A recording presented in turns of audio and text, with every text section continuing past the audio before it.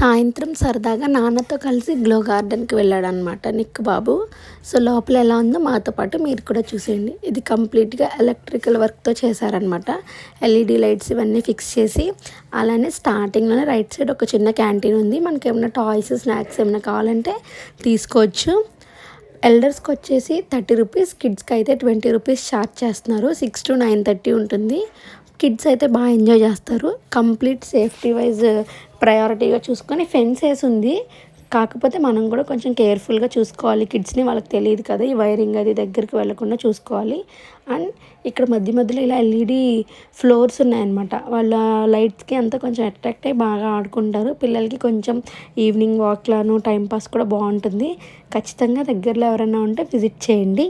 అలానే మన ఛానల్లో కంటెంట్ నచ్చితే ఖచ్చితంగా సబ్స్క్రైబ్ చేసుకోండి.